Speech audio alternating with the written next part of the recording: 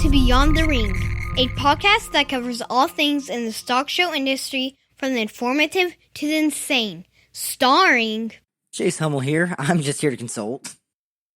Eric Fugate here. From a state fair perspective, everything tastes better when it's served on a stick. and Dale Hummel. When you understand the silence of soundness, you will see the world in a new light. Now on with the show. Welcome to Beyond the Ring. This is Dale Hummel, and backed by popular demand, or the only two willing to jump on with very limited heads up, as Ryan is either still in the underground of Atlanta or fighting through the canceled and delayed flights across the country trying to get to another livestock show. I do appreciate my good friend Eric Fugate and my son Chase stepping in to share their opinion on a variety of topics today. Welcome back, Eric and Chase. Well, thank you, Dale. I appreciate it. I'm a little bit upset still. I've been on here a couple times in the past year. I check my mailbox every day for that complimentary Beyond the Ring hoodie that never has showed up.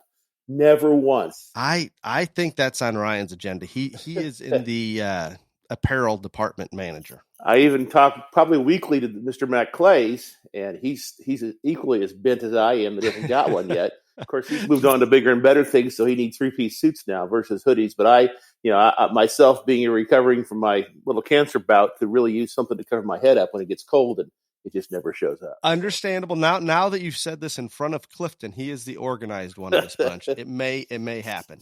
Chase, Are you with us? Yep, I'm here. I'm glad to be back. Just looking to consult. Let's get on with the podcast. It sounds good. So before we get too far into this, we really don't get a lot of hate mail. Maybe after today with Eric and Chase, we'll get a little more. But we did receive one recently that they strongly requested we drop current events as they did not share the same political views. And I wanted to just enlighten our listeners about that just a little bit. I'd like to go on the record today that now more than ever, that the Beyond the Ring educational podcast will not be dropping current events. If we don't stand up and participate in our country's elections, the liberties that all of us in the stock show industry have shared all of our lives and we love so much may not continue as it has in the past.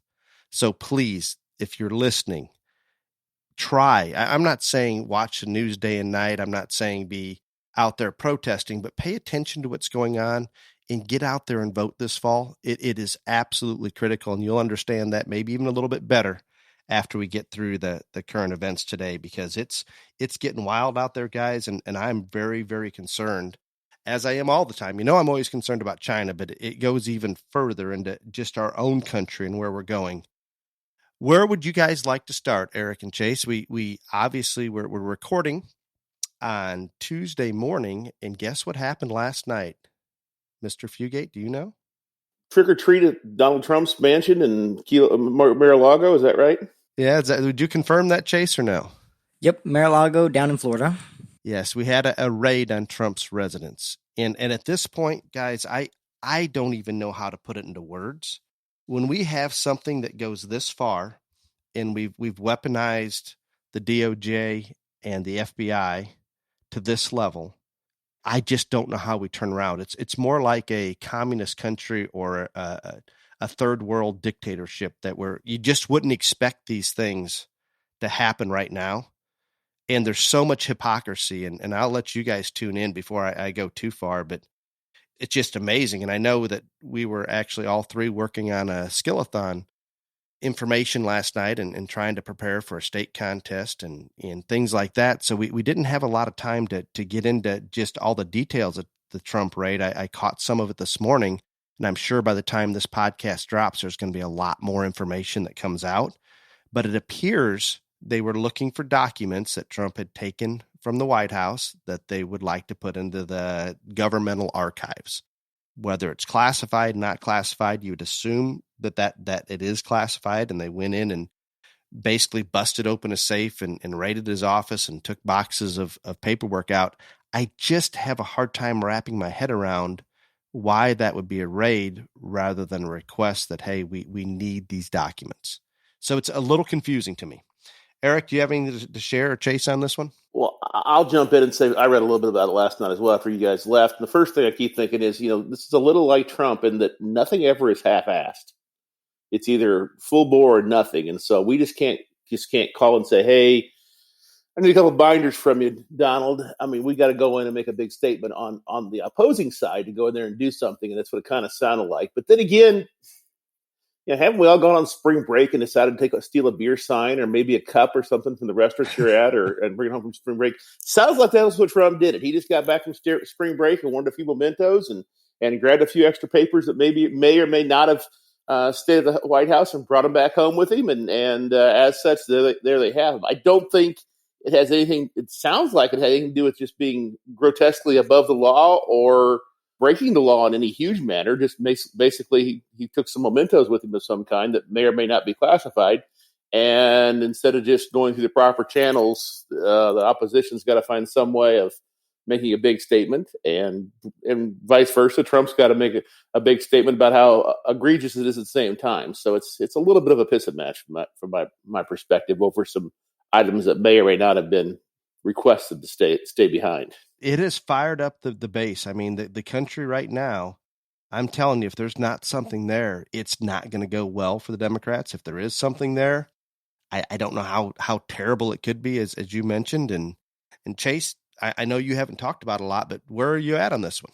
The way I look at it, no one is above the law. If he really did take papers that are truly important to national security, then he should face repercussions for it. But I doubt that he would have taken anything of that caliber. If he did, then I'm going to have an egg on my face. But that's just my take on it. And the way you mentioned it, Fugate, is actually a really good way, that it's all about criminal intent with the FBI, because I'm going to sound like a broken record back to 2016 here, but there was an investigation into Hillary Clinton where it was confirmed that there were over 100 emails sent from her personal email account, private email, not government, one that was secure, her private email. Over 100 emails containing classified information, 65 of which were deemed secret, and 22 of which were deemed top secret. And after the fact, going through her server and all the emails she sent from her private account, another 2,093 emails were deemed confidential by the State Department themselves.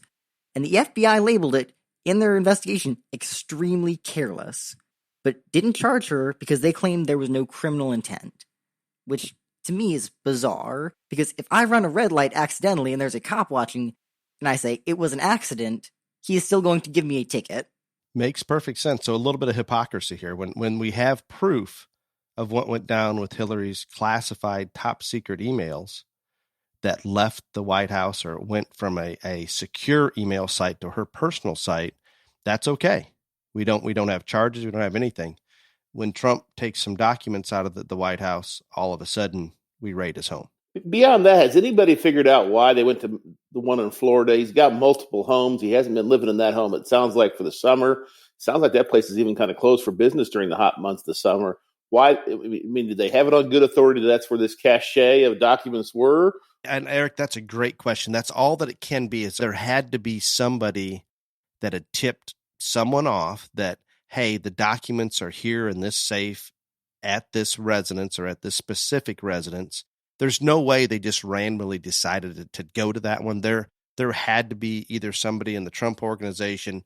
To me, this is such a big deal. I would be shocked if there wasn't something there that they retrieved. I don't know how serious it would be or any of that, but it would shock me if they didn't have pretty credible information to go in to that specific location. And they're going to blow it up as much as they can. The White House is coming out saying they had no prior knowledge this was going to happen. Do you want me to call bullshit on that, or would you like to? It's bullshit. The other thing I'll say too is this is kind of a snapshot, a crystal clear snapshot of what we've devolved into in terms of lack of respect for the office. Absolutely. Okay, it used to be, even if you were a staunch Democrat or Republican, if the president came through your town, at least in the Midwest, since we didn't get him very often, we'd all go out and see him. Hell, I remember sitting there in the mid-'70s watching Gerald Ford's train go flying through Melvin, Illinois, because, by God, we were going to see the president's train go through. So it didn't matter who it was. He was the president and deserved a level of respect. Now, part of this is probably Trump's fault, that he's degraded the office enough through some of his antics and comments, but also Clinton and Obama were to blame as well, to the point now where it's not on every major newscast all day long, all night long, the last sitting president's house just got raided by the freaking FBI over something, I'm not going to call it trivial, but there wasn't any dead bodies in there, for God's sake. It was some documents, and to me, that's just shows me at least how this office is perceived anymore. It's not near what it used to be, obviously. Agreed. And if they happen to get any indictment, I think, and I am sure that there'll more come out before this drops, but any indictment over this, it basically takes him out of running in the 2024 election, from what I can tell. And would you not assume that's their goal? For sure. Yeah, no question that's there. And while we're on Trump, and we got plenty of other things, there's so much in current events today that we need to get through. Before we get off there, we're talking about who's going to be in 2024, looking past the fall elections. I hope we don't forget to get out there and try to take back the House and the Senate. But while we're on Trump and who should be running for that Republican position, I hope everybody out there knows I think Trump has done as much for our country in terms of policy and putting America first and going the right direction as any president we've had. I truly believe that. Do I think that his arrogance and having to prove that he's the biggest and the best and all those things really do not appeal to some of our independents and even some of the conservative? Absolutely. I wish it wasn't a part of it because it would make him more electable. But there is no question that if we're going to have somebody that'll stand up there and fight back like he did, sometimes that personality is going to come with it. And I'm perfectly okay with bringing that along with it. The only hesitation that I have, and I would love to have him back in office because I know that he wouldn't back down on anything and he would continue to put America first. We'd be better on the world stage. We'd be better at home. All of those things.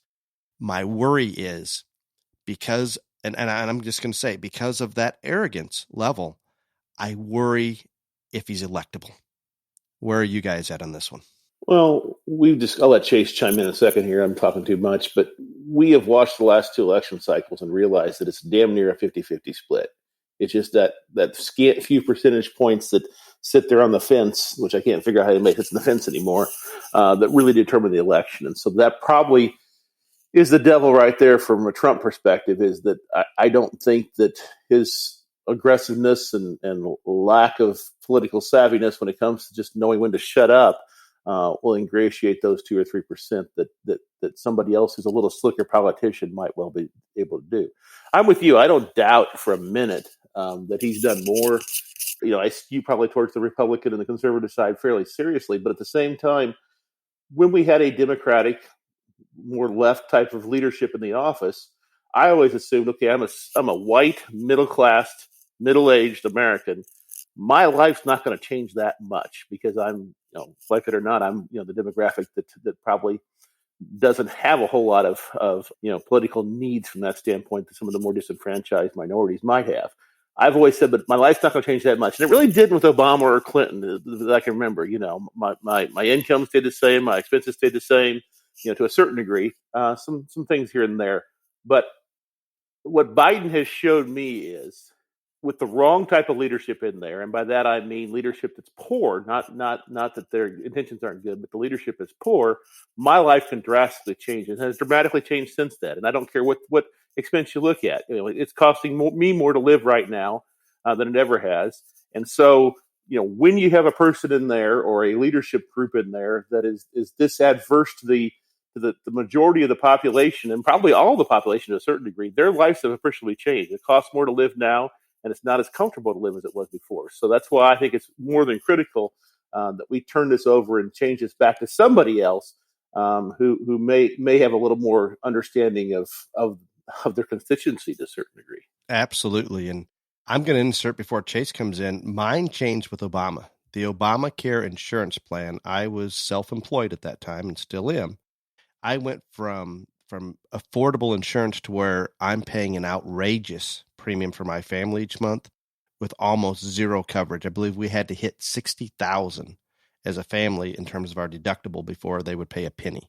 So that started there with me, and it got better with Trump, and it's back in the wrong direction right now. So that one's a little bit of a challenge.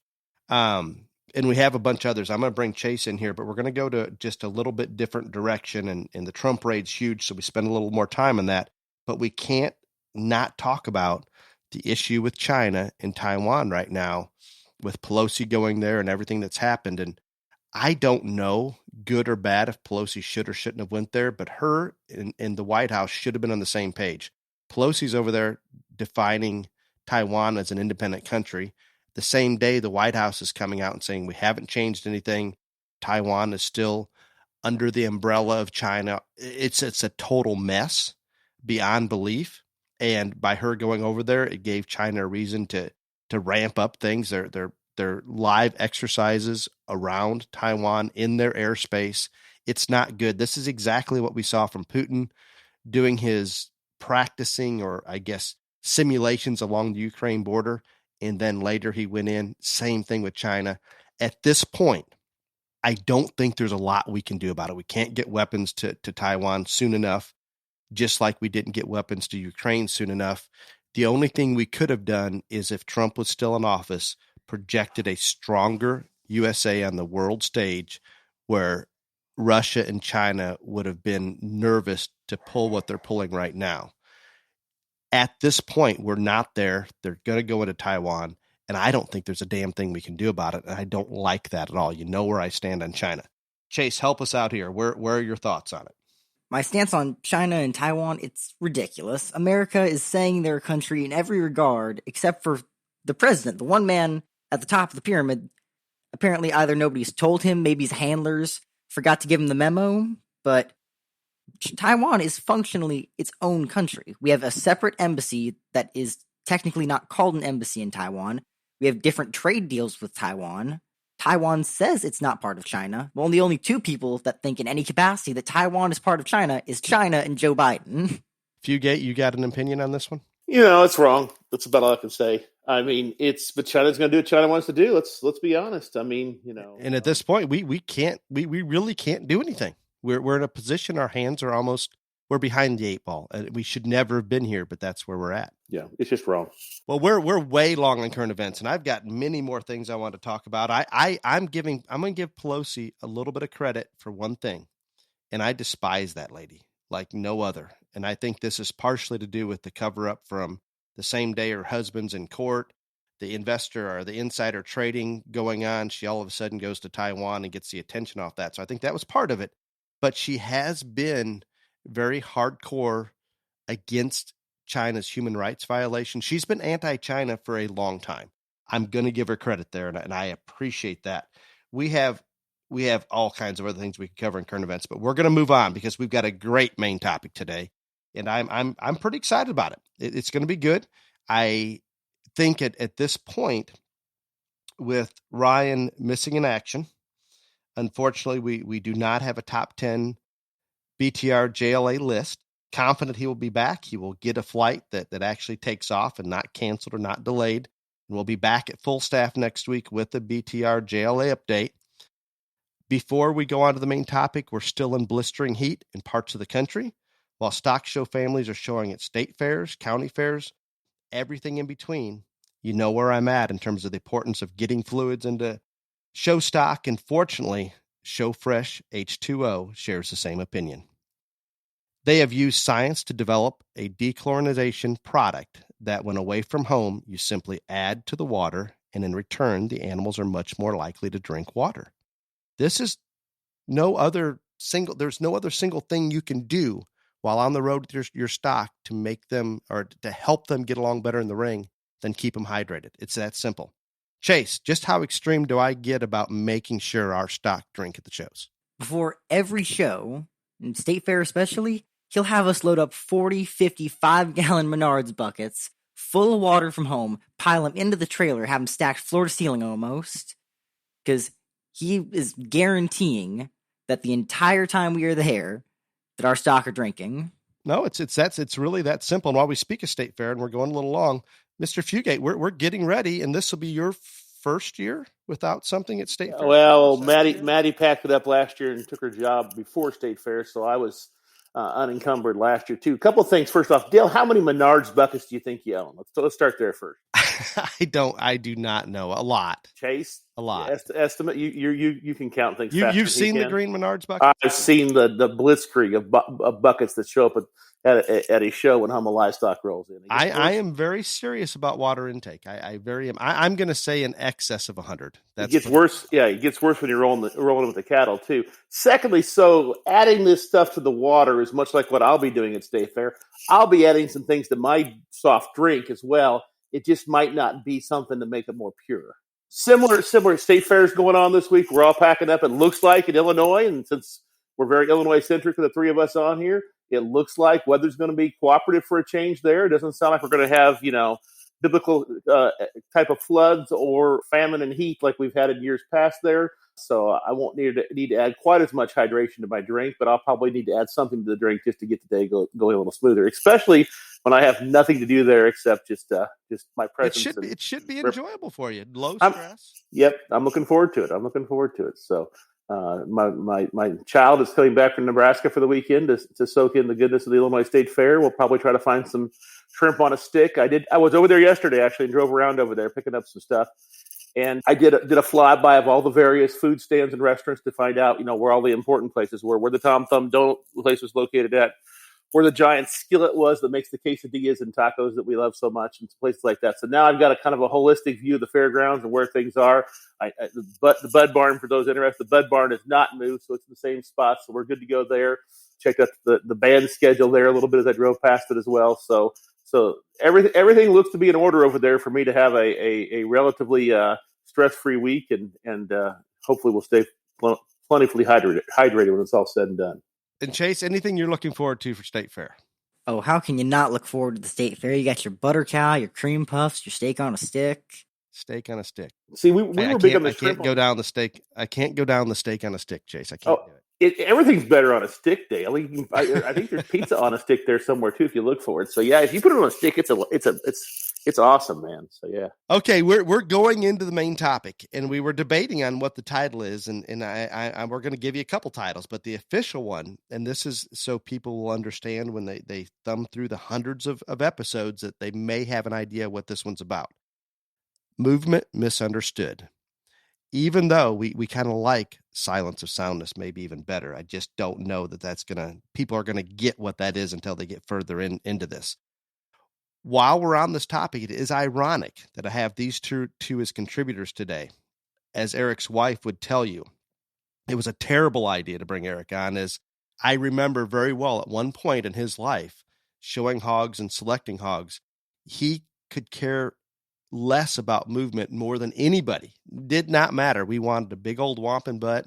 Maybe you and Warren Beeler were sorting together at that time. I'm not sure. Warren claimed he built them from the ground up, so he probably was further along in the soundness train than I was from that standpoint. So at that time, you could get away with a little less soundness and a lot of muscle, and you were definitely a muscle man. But I think you've evolved a little bit, and that's good, and we'll talk about that.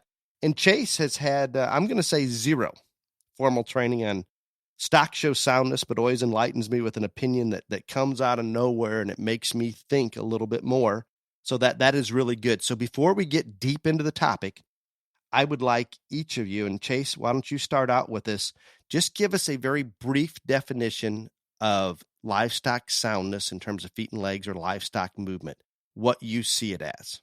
The way I look at soundness is the flow of an animal as it moves. Like an animal is just drifting on air is what the perfectly sound animal should look like. That it's not like lumbering or swinging its hips to try and move. It's just drifting along. Not bad. Eric, give us your definition. I would go with Chase, but I'm not sure if that's biologically possible when we're talking about market animals. To me, it's a question of balance and comfort. And I will give a little bit more leeway to an animal that may be extreme in terms of its musculature, carcass characteristics, however you want to phrase it. They may not be quite as beautiful as a ballet dancer. Arnold Schwarzenegger does not walk like a ballet dancer, or at least when he's in his prime. So I think it's a question of balance and a question of comfort, and if the animal can handle, the physique that it is carrying at that point in time from a soundness standpoint. I think also getting back to Chase there, I think Chase's unique ability is he almost approaches this like an evolutionary and in the wild kind of perspective, whereas I probably say, what kind of kit car can I put together with all the pieces and still make it move down the road in some semblance of a comfortable fashion. Excellent. One of the reasons we're bringing this topic up, and we chose this topic as an episode, is if you see it, you see lack thereof consensus, whether it's a livestock judging contest committee and you've got 3 or 4 or 5 people on that committee, they're not all going to see movement and soundness the same, irregardless of what species we're looking at. I'm not saying always, but probably more times than not, you'll have people on that committee that disagree with which animal's soundness, or specifically which one moves the best out of that hind leg, those kind of things. And depending on which one of those committee members you're giving reasons to, they may agree or not agree with what you're talking about in terms of soundness. So as a past livestock judging coach, I would tell my kids, guys, don't go down that. I mean, we want to talk soundness and we want to break it down, but don't go down that path if it's close, because you're just asking for trouble. You're assuming that official's going to see soundness as you do. And I'm telling you right now, there is so much variation in terms of how people identify movement, the difference from one judge to another, the difference on those committees. It is a challenge. And I want to use one example just to get us into topic a little bit further. I received a text from one of our families in Iowa. They had been out showing a doe this weekend, and he said they'd showed to 3 accredited ABJA judges over a 24-hour period this past weekend. With that said, they were described in the manner that one of them called the doe to straighten her hock. The next one said she had too much set to her hock, and this is the same goat, pretty much the same day. And the third one said just absolutely impeccable in terms of how she was put together in that rear leg. 3 totally different opinions, one animal. And this just isn't, this makes sense. It's not unusual. It's something that happens all the time. And I think from one judge to another, when you're listening to them at a county fair, a jackpot show, state fair, national show, whatever it may be, it is something that's almost trendy to talk about. But at the same time, just because we're talking about it doesn't always mean it fits that animal, or at least in my opinion, I may or may not agree with what that judge is saying in terms of soundness. Eric had a good definition. Chase had a really good definition. I'm going to take it from a standpoint that I want to see them move as effortlessly as possible. And the best way I can explain that, and I don't know if I can get this across as well as I would like, but it's those joints, the feet and legs, the pastern, the front knee, the rear hock, even up into the hip, they actually bend and flex, where that top line of that animal doesn't hardly move. And we can move with the joints functioning rather than having to move out of our upper hip, or that whole animal swinging back and forth to move. That's the best way for me to try to explain it. And soundness of movement is the hardest thing to coach kids on. It's just difficult. Chase had made the comment that he says yesterday, Dad, I can't tell a lot about soundness between one pig and another in the show ring, but I can tell you that a wild boar moves sounder than our show pigs. Absolutely. Completely agree on that. We'll let Chase take us down that road in terms of nature may being a better evaluator of soundness than not. But this is a good topic, because we have people out there that are very confused because they listen to one judge tell you that their animal's super sound, good on their feet and legs, and next judge criticizes it. It just is what it is. I'm not saying one person's right or the other person's wrong, but there is no consensus. With that said, we're going to try to break it down by species. We're going to try to figure out just, can we get closer to a consensus, or at least get people out there, our listeners, talking about soundness and movement and why it's important. And before we get into specific species, I can remember a situation only once in my life that I've judged a hog show, that when I got to the champion drive, that a larger hog show, 2-day show. This was a second day.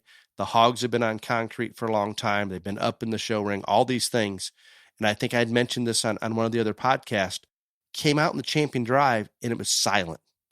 There was no hog fighting the exhibitor.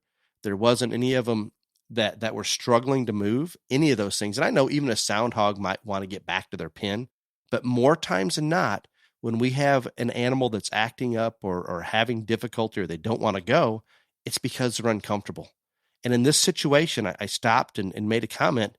Just listen. This is very unusual that we're at a hog show and there isn't a hog. And I compliment the exhibitors for not having an animal out there that's physically uncomfortable. So we can go a lot of directions with that. And Chase, I want you to jump in here. And you always tell me the last couple times we had John, we don't let you speak enough. And we have had a request for you to speak a little more.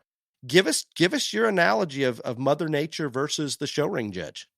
I don't know about the show ring judge, but I know from any commercial point of view that you're going to want an animal that has as much muscle packed onto it as possible, because you're trying to feed this thing and send it to the slaughterhouse.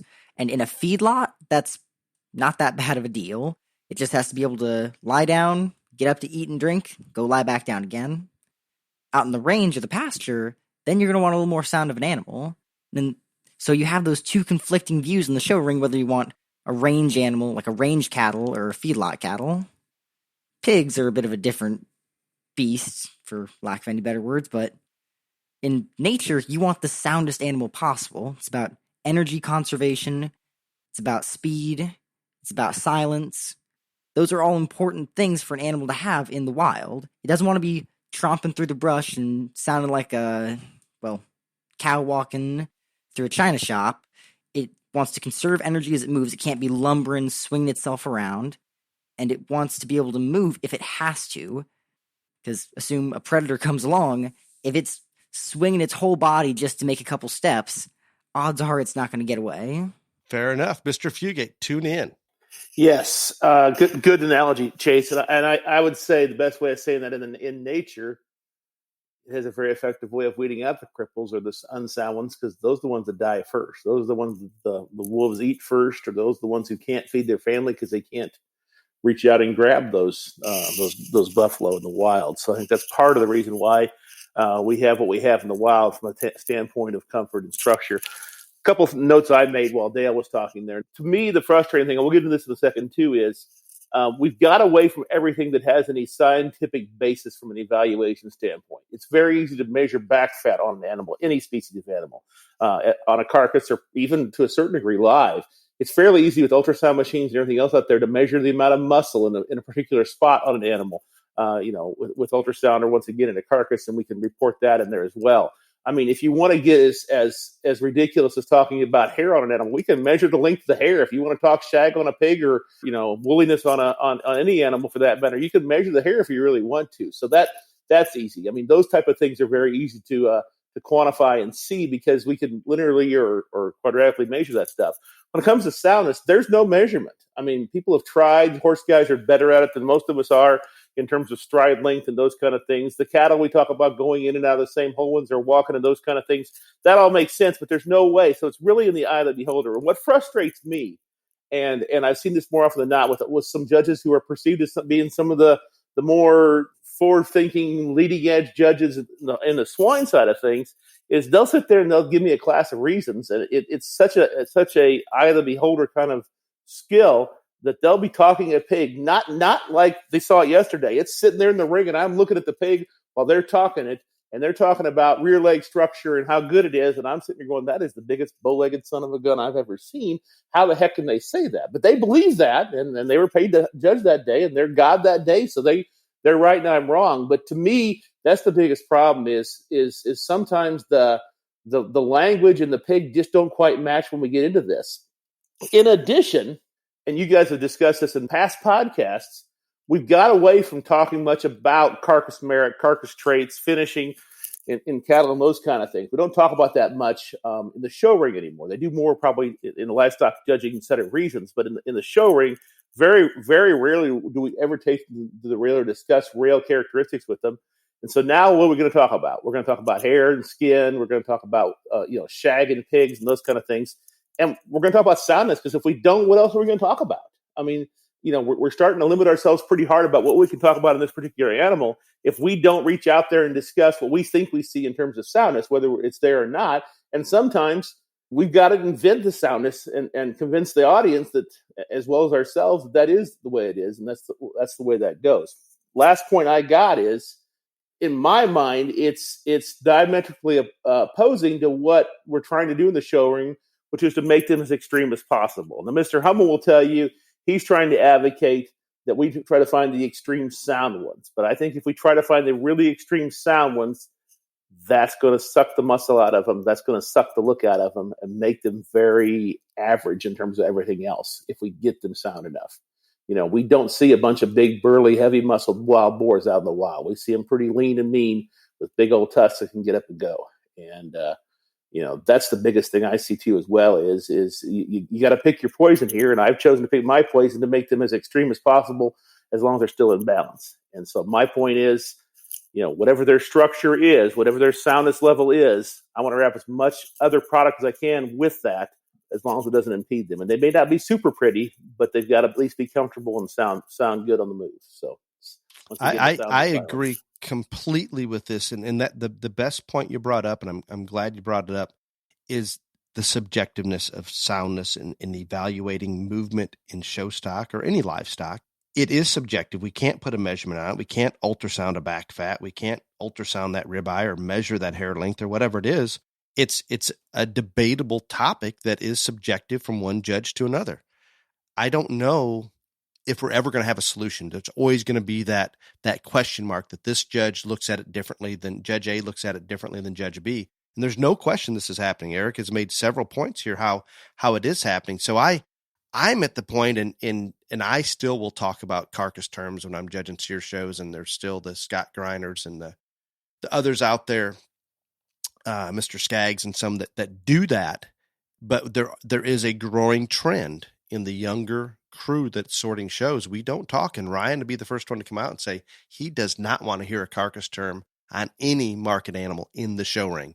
He will also come out there and tell you the reason he wants animals to be sound is that they're easier to show. He's had to show a couple crippled steers, and it was more difficult. I take a different approach. I take it back, and I still would love to have some basis to determine what kind of animal we pick in the show ring, and that has to go back to real-world production. I'm not saying the real-world production, the show ring, are aligned and contributing to each other like they did at one time or ever will again, but if we don't at least have some basis with maybe some carcass parameters, there is no direction to take.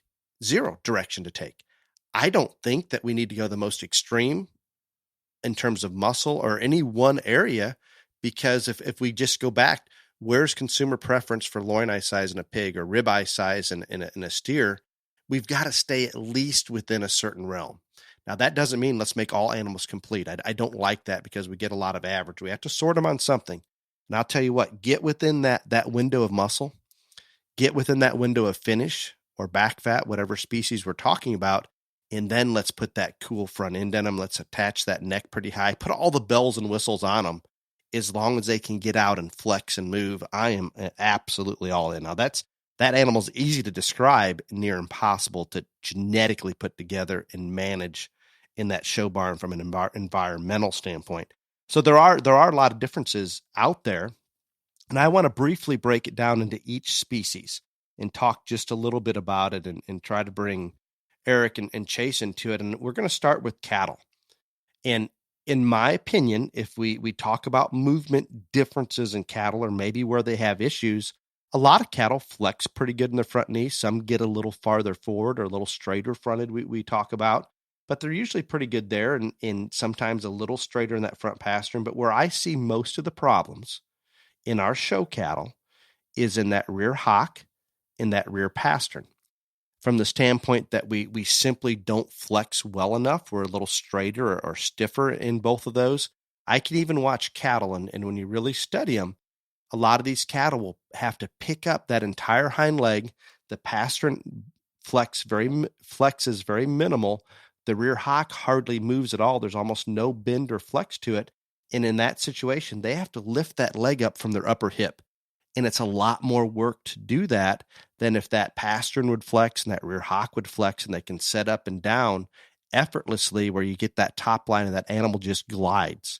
And that's the best way for me to put it. When you see an animal moving effortlessly across the ring, a lot of people like that look, but they're not really sure why it has that look, if that makes any sense. Think about a racehorse, Kentucky Derby, whatever, these thoroughbreds.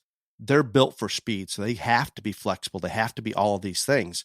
When you watch a jockey, that horse is going at whatever speed they go at, an incredibly high rate of speed, incredible flex going on in every joint in their body, yet that jockey and that the back at the top line of that horse is hardly moving. We're not bouncing up and down per se. We're not doing anything.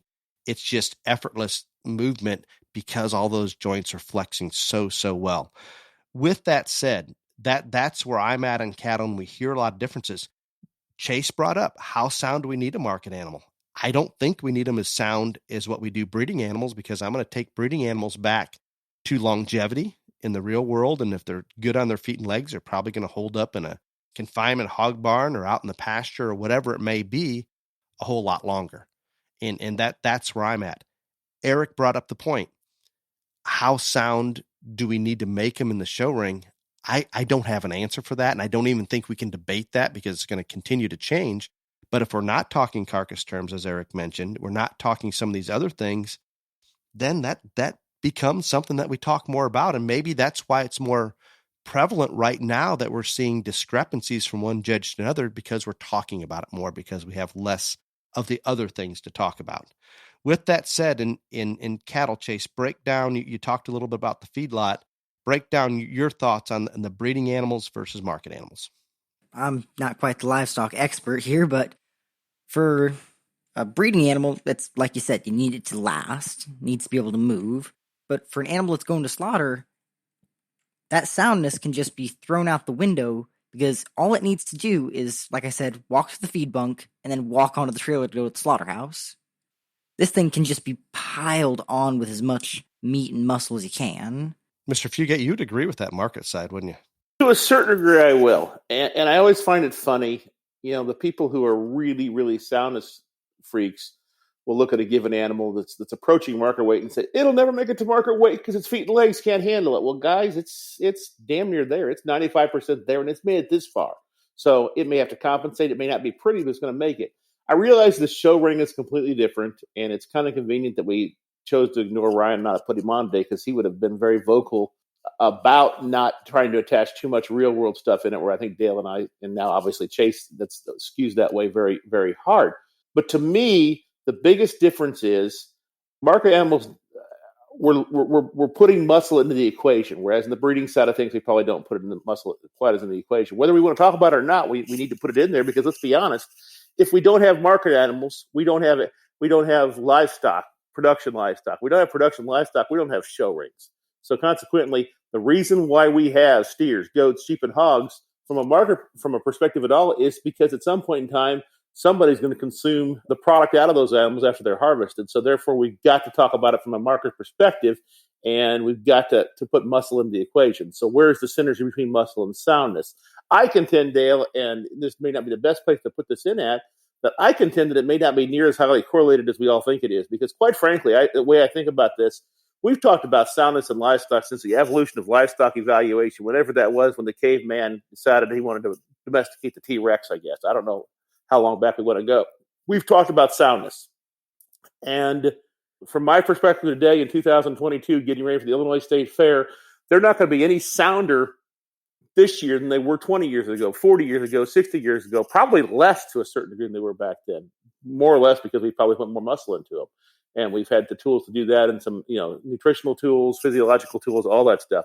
But consequently, I question how highly correlatable this trait is. And I question that if it's not more of a physiological trait, you can see when you look at families out there, you can see a particular gait. So I guess there is some genetics involved there, because I probably walk similar to somebody in my ancestry, whether it be my dad or my grandpa or whatever, or lumber that way, if you want to categorize it that way with myself. But so there is some genetics there. But I question just how highly correlatable it is, just because I just don't think we've made much progress.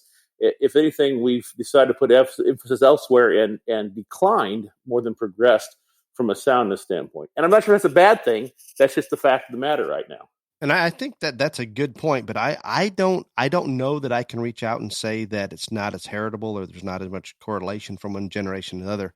I think it stems more from the standpoint that everybody either lack there of the ability to evaluate movement, or the lack there of a comprehensive definition of soundness on different species, that each breeder evaluates it a little bit differently. Consequently, they're selecting for it or not selecting for it in a different direction.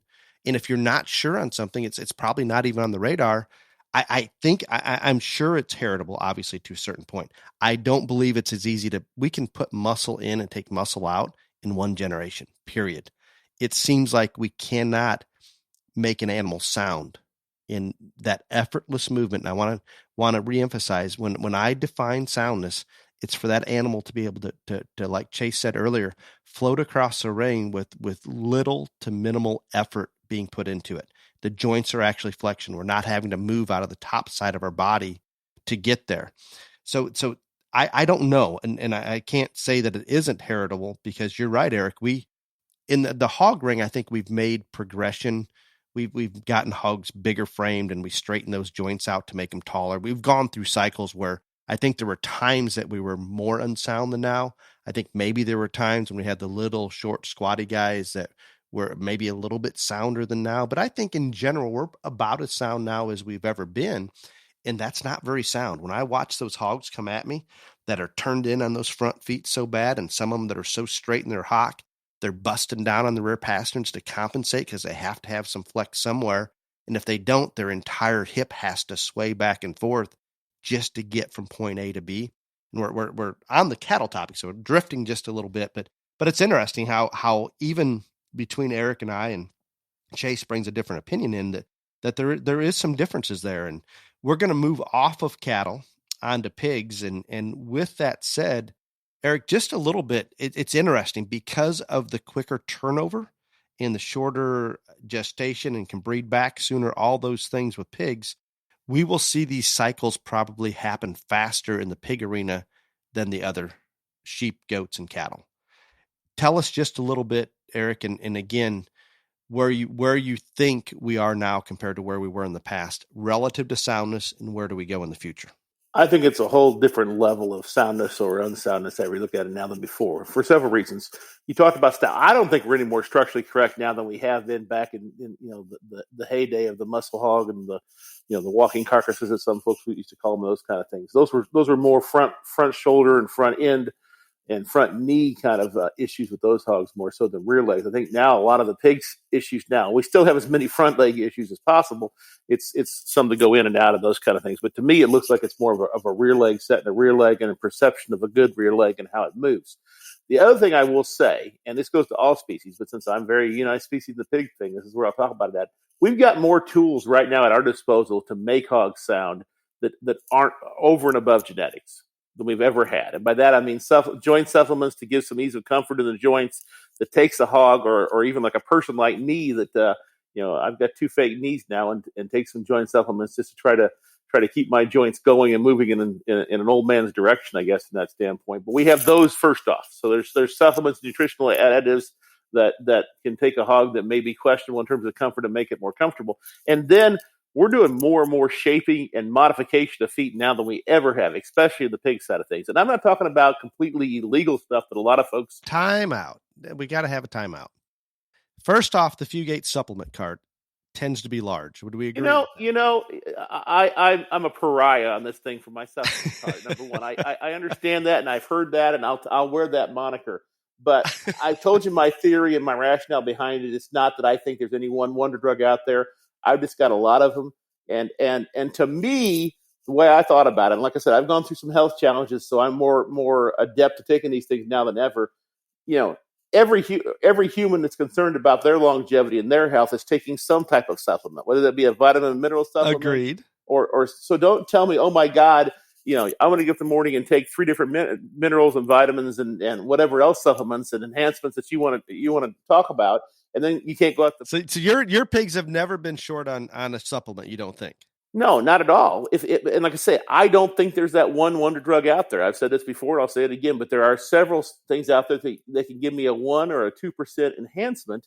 And if I get 2 or 3 of those, then all of a sudden I've got a 4 or 6% enhancement, and that makes me eligible to at least be in the discussion for a grand drive kind of opportunity. But that's how I approach supplements.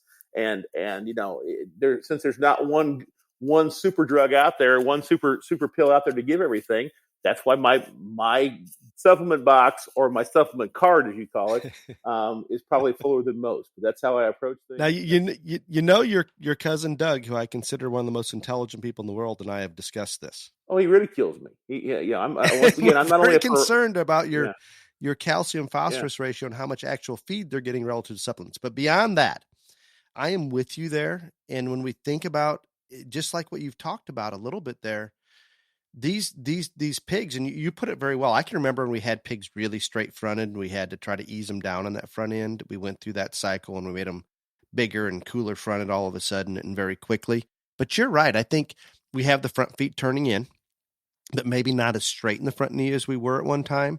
But you're absolutely right. I think that rear hock may be as straight and tight as it's ever been.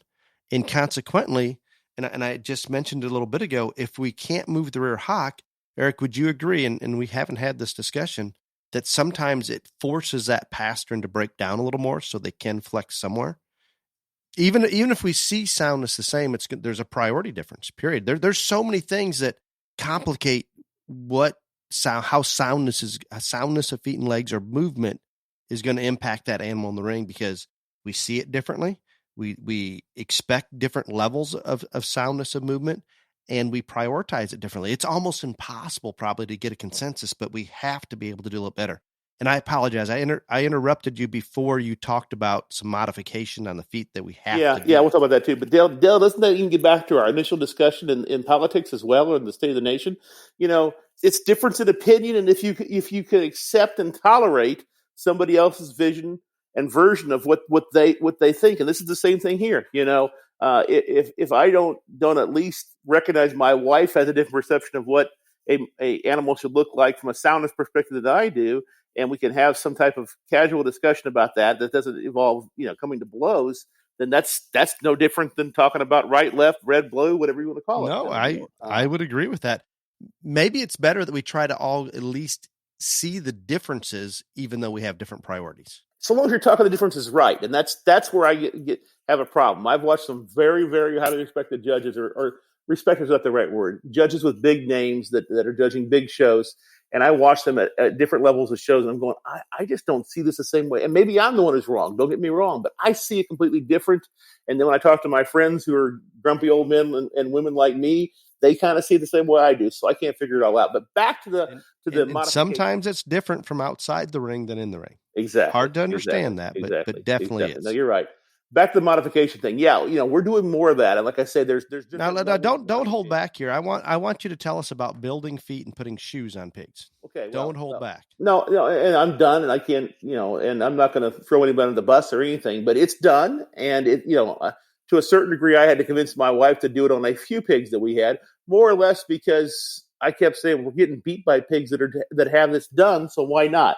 And it's evolved over time. Terrible rationale. I know. And then the problem you have is, remember, we Fugues, we're guilt people. So we show these gilts, we modify their feet, whether we just do some shaping or if we have to go further and do some building. And then we take them back and put them back in somebody's breeding herd. Traditionally, we show mostly least gilts. And then we can't figure out why their offspring are all screwed up on their feet and legs and have to be modified as well. So it builds upon itself and probably enhances and gets worse over time. But the principle behind it, to a certain degree, is that as these pigs, structurally are either bred to be genetically to be this way, or as they grow out, since pigs grow faster than anything else, they tend to change their structure faster than anything else do. We can tweak how they set, like corrective feet, like Forrest Gump. Forrest had the metal braces on his legs to straighten his legs out. Same principle here. Over a short term, we can train those feet to square up and go a different direction.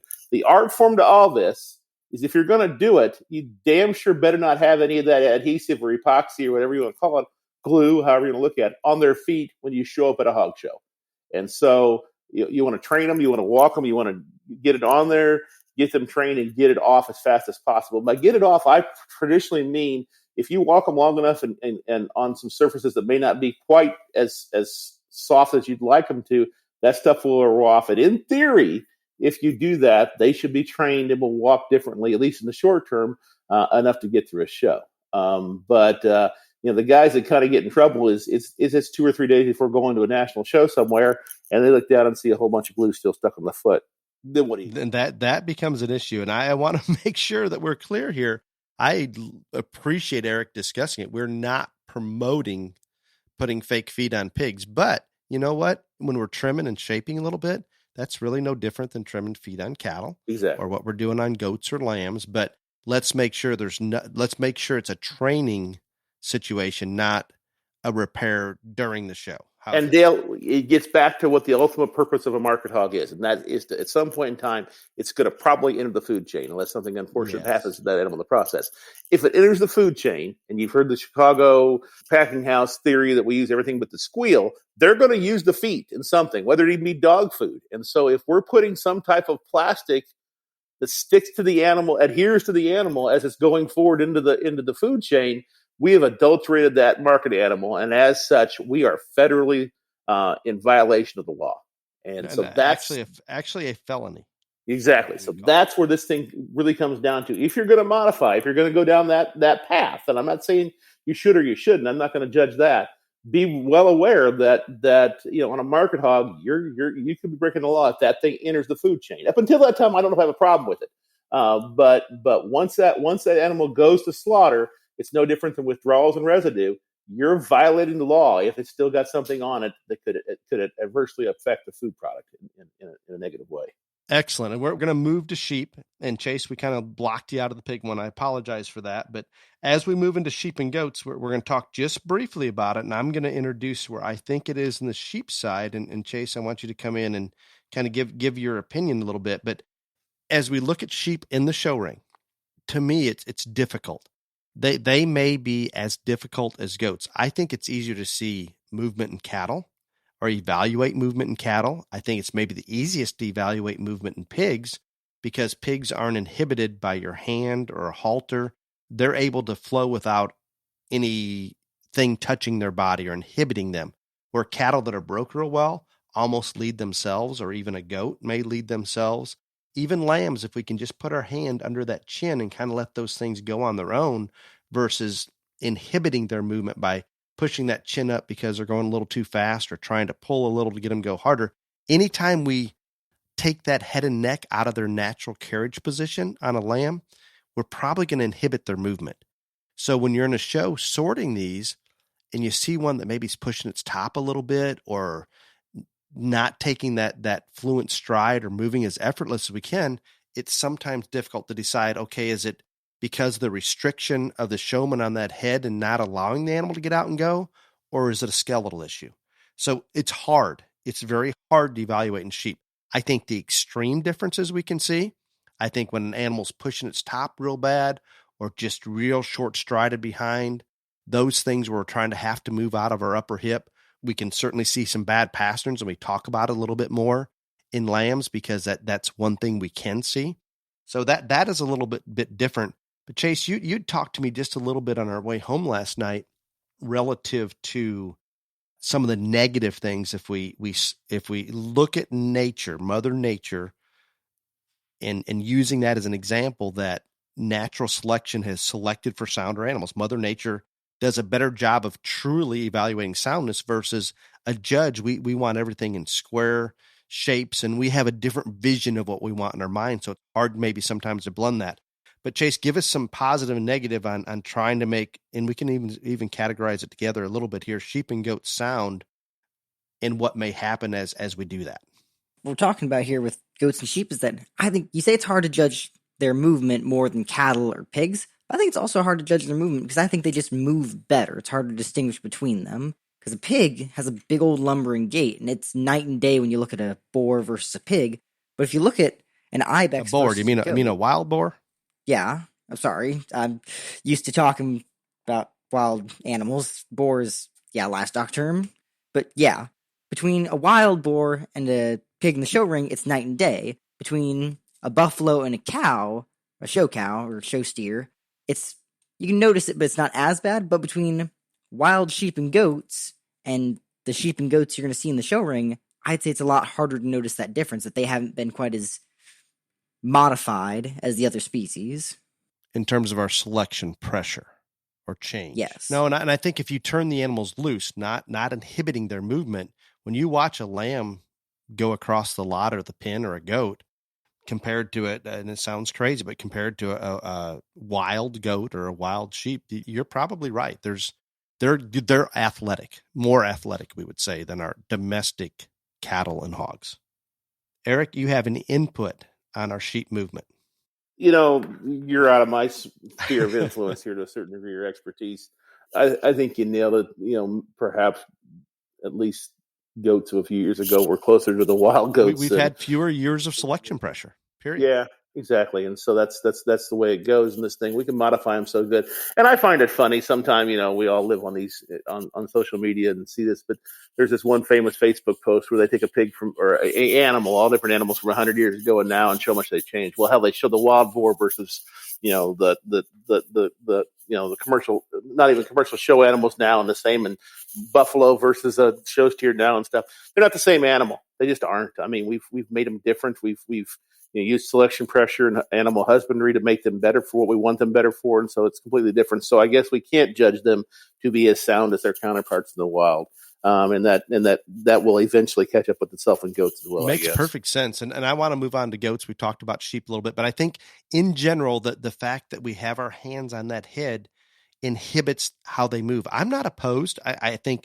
if that lamb's broke well and you barely need to put your hand under the chin, I think they can float. If they can't do that for whatever reason, I'm not opposed to putting a halter on them and letting. I think it's easier for that judge to evaluate if we have less hands-on, if that makes sense. And the same thing in the goat thing. If a lot of times we're using a halter or a neck chain, whichever one allows that animal to move effortlessly is what I would recommend using, and whatever it responds the best to. But the same thing in the goat ring, because goats are stubborn and some of them don't want to walk, we have a hard time evaluating that soundness. It just is. I can tell you right now from my experience breeding goats the past decade, we're trying to put more muscle in an animal that by nature has none. And we're trying to open up that skeleton that by nature, they're about 1 inch wide between those front legs and that chest floor. So we're really trying to make a lot of change very quickly. And as we bust these goats open, we're going to buck over in that front end. They're going to be like those club calves that start out on their front knees and take a while to get up on their feet, actually. And we're seeing the same thing in goats as we continue to try to bust them open. We have goats that some will say are outside their skeleton. Some will say there is no such thing, and technically maybe not, but we can set those front legs just like we saw in pigs, Mr. Fugate, when we tried to make them ultra wide. I mean, we've got them freaky wide up through their chest where it was just almost deformed up in their shoulder. It wasn't laid in how Mother Nature biologically wanted to lay in, if that makes sense. And we're seeing that in goats as we're trying to open them up so much more and put so much more with the skeleton and mass in them that we're going to see these issues show up. And right now, coming over in that front end and down on those front knees, if we push it too far, is fairly common. So in goats, in terms of movement, or what I hear the most, it's maybe that front knee wants to come over a little bit. Other than that, you really don't hear judges talking about movement that much in goats. And I wish we could. I wish we would evaluate it more, but partially because of the nature that Chase talked about, they're all pretty sound, are going to get from point A to B with not much effort, even though there are differences. But I don't think there's a lot of judges as comfortable talking movement in goats as maybe we have in some of the other species. Since we're running long, we're going to conclude our main topic there. And before we get into question and answer, and we are going to have a question and answer today that Chase and Eric are going to have to try to get through as best they can, I want to bring out a fact. These two, it's ironic that they retain as much trivial information, maybe useless information, Eric, we could say in some cases. Yeah, useless. Like I say, I wish that even a third of my brain retained some type of information that could actually help me with my job or better humanity. But unfortunately, that's not the case. I have one question though, Dale. Should I bitch a bunch about having to do these questions and answers? Like Ryan you're welcome. Well, let's see what the questions are first. Maybe you would be okay with them. I can roll my eyes. And So with that said, in all honesty, I've known Eric most of my life, and ability to retain information is unbelievable. And I'm amazed by that. I do not have that ability. Likewise, Chase, we talk about a photographic memory or whatever it is, maybe similar to what Ryan has, that if Chase reads something or sees it once, it's just there. I do not have that. With that said, Eric and Chase, and I'll start with Eric, I want you to give us just one, it doesn't have to relate to this topic, one trivial fact you'd like our listeners to know about. Well, my favorite piece of trivia is that Skipper from Gilligan's Island's real name was Jonas Grumby on the show. I just think that's a cool one. I was unaware of that. Yeah, Jonas Grumby. That was Skipper's real name in the show. Not the actor's name. Actor's name was Alan Hale, but his real name was Jonas Grumby, which sounds like a skipper name. I like that. So yeah. Chase, do you have any trivia you'd like to share? Well, the one I prepared was slightly more relevant to the topic. It was that you said when domestication first started, the first livestock species that was ever domesticated was the goat about 11 to 10,000 years ago in the Zagros Mountains around the Middle East from the Bezoar ibex. One more time, that the goats were the first species to be domesticated, is what you're saying. Yes. Well, the dogs were domesticated before them, but the first livestock species domesticated was the goat. Interesting. And I did make a comment about we've done less selection pressure. I should qualify that, less selection pressure for the show ring, if that makes more sense. And that Dale, in a microcosm, is the difference between Chase and I basically gave you the most nonsensical piece of trivial regurgitation that I could come up with, where his actually was meaningful, and I'm a better person because I've heard it. Because I told you about Jonas Grumby, nobody's a better person. Well, I would not say that. With that, we're going to move on to question and answer. The first question, and I go through these just before we sit down and try to pull them off our Facebook Messenger usually, and sometimes Clifton will send some over that they came into his email. I don't know where Clifton gets them. He does get a few on occasion. The first one, considering we have Mr. Fugate on this week, works. It actually fits just fine. Hi from Ohio.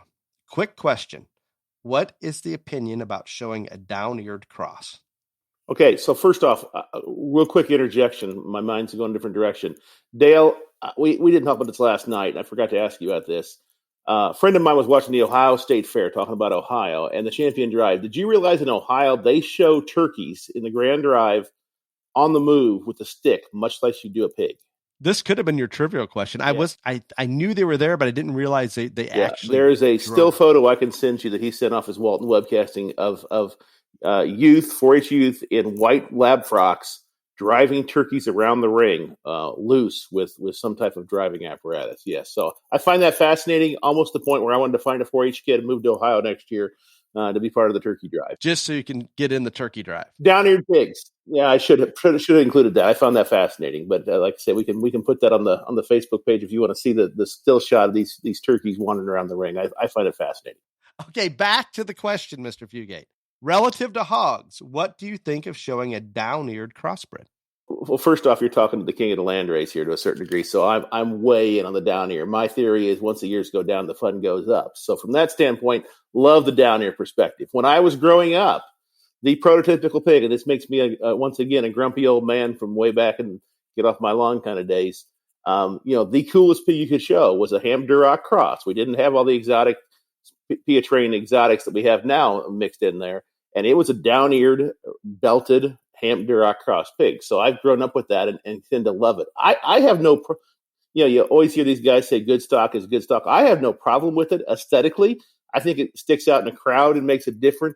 I am probably betting that would go over very well from a county level perspective, where the classes may not be quite as deep and the competition may not be quite as stiff. I think it would work.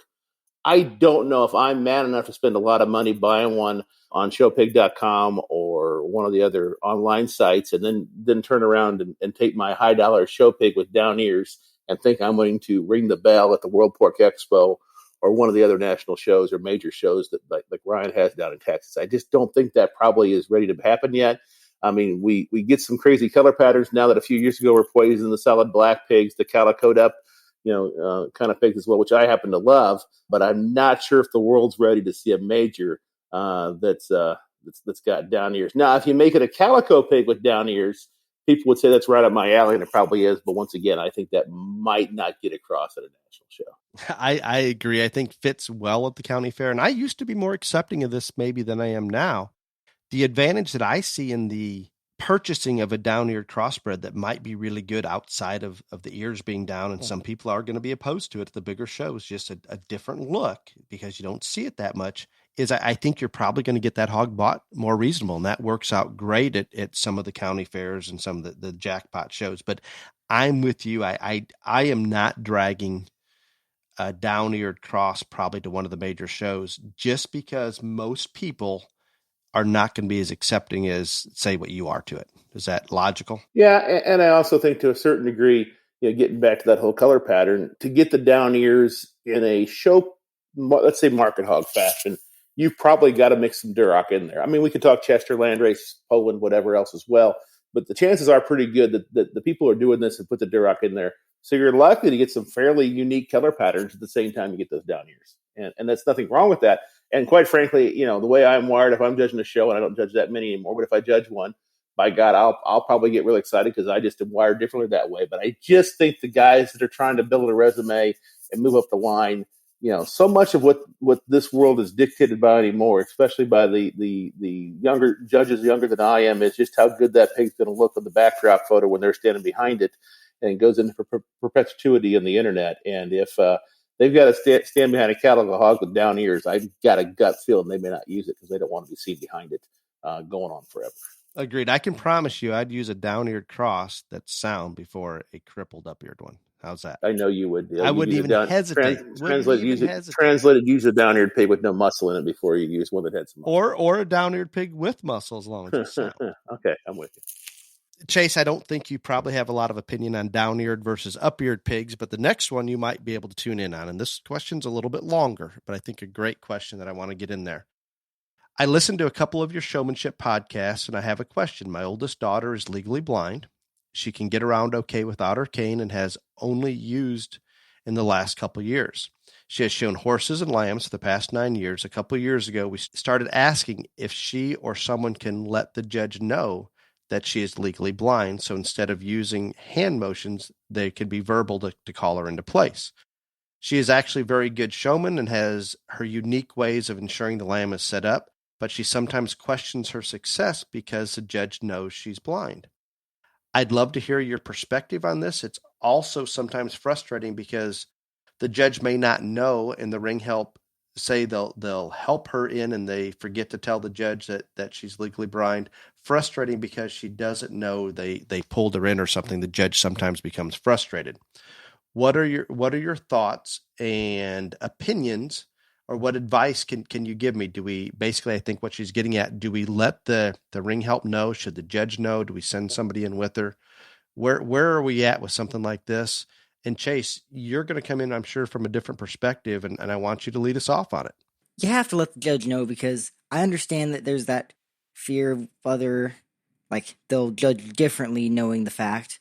But on the flip side of it, he has to know, or well, he or she, whoever the judge is, has to know, because, like I said, if they're giving those hand signals and she can't see those, and he's getting frustrated, that's going to hurt her chances in showmanship. Simple enough. Mr. Fugate. Yeah, so I think the show ring needs to be more inclusive and all-inclusive, and so as such, we need to find ways of accommodating folks that may not be, quite as easy in the ring as in this case, a fully sighted person. I'm trying to remember which show it was. I think it might have been North American one year.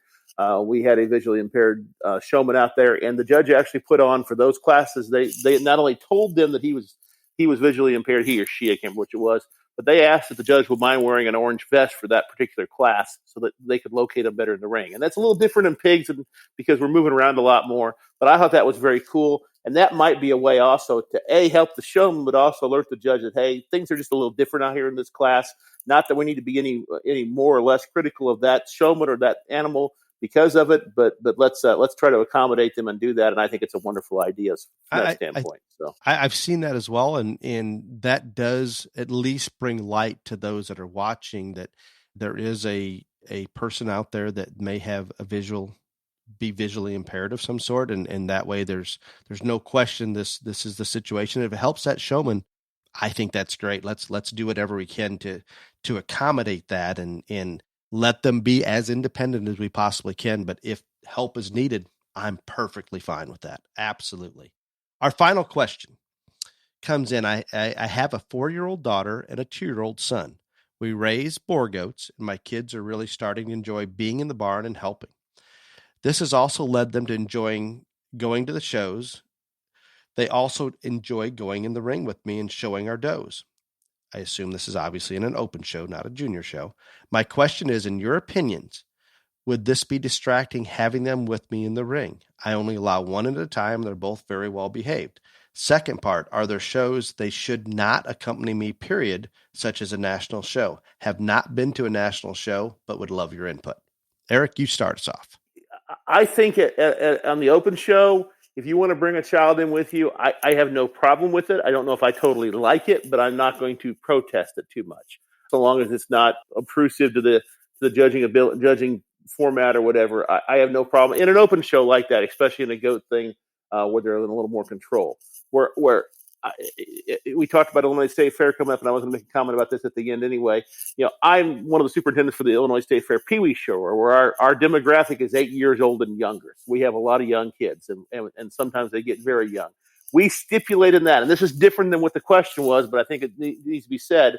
We stipulate that we want the kids to be able to show their hogs on their own, no matter how old or young they are. Okay, and we'll try to have some ring help out there that's young. That are teenage kids mostly, that can help those. I don't want those parents hovering out there, because if they are hovering out there in a junior show like that, even in a Pee Wee show, that kind of detracts from the whole purpose of letting these kids be kids and do it on their own. So one of the few rules we have there is that we don't want parents in the ring. Now, sometimes they get excited, they jump in the ring. When they do that, I get an earful from mostly my family, my wife and my child, about, you need to stop this now. And we're fairly tolerant, but that's different than an open show. I don't mind if you want to bring a child out with you. I think if you get to the more, national level and some of the higher shows, I would probably shun away from it, because the stakes are pretty high and the intensity's kind of there. But at the same time, at a local smaller show, I don't like it, but I don't think I mind it either, I guess is the best way to say it. Chase, do you have anything to add to that one? I'm glad that there's kids who are that enthusiastic about going out in the ring. I know I wasn't. You kind of had to. No, you were not. You kind of had to throw me out there. Not the direction that you chose to take.